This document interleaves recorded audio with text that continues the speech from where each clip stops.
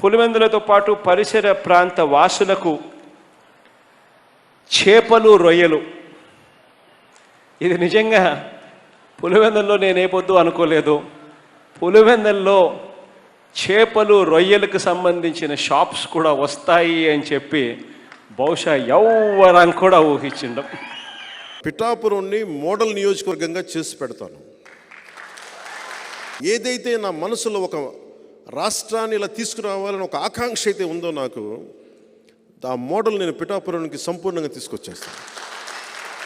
Job Mela, job calendars ఒకసారి ప్రభుత్వాలు కూడా అవసరం లేదు. నేను కూర్చోబెట్టి నా ఇష్టమైన నా అభిమానులు, నా పారిశ్రామిక సన్నిహితులు చాలామంది ఉన్నారు.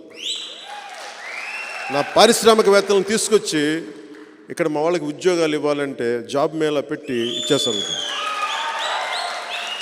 పోనీ వారికి తగ్గ స్కిల్స్ లేవు, మాకు స్కిల్ డెవలప్మెంట్ కావాలంటే నేను ఒక 5 నెలలు నేను నా ట్రస్ట్ తరపున నేను డెవలప్ చేస్తున్నాను స్కిల్ డెవలప్మెంట్ సెంటర్. పిఠాపురంలో రైతుని కన్నీరు పెట్టనివ్వను.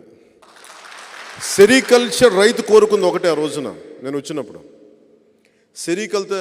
సెరికల్చర్ రైతు కోరుకుంది మాకు ఇక్కడ పట్టు మార్కెట్ కావాలని. అది నేను చేసి పెడతాను, ప్రత్యేకించి దృష్టి పెడతాను. ఉప్పాడ చీరలు కానీ, ఉప్పాడ చీరకి ఏదైతే ప్రపంచ ప్రసిద్ధి ఉందో దానికి ప్రత్యేకమైన మార్కెటింగ్ సదుపాయాలు నేను తీసుకొస్తాను.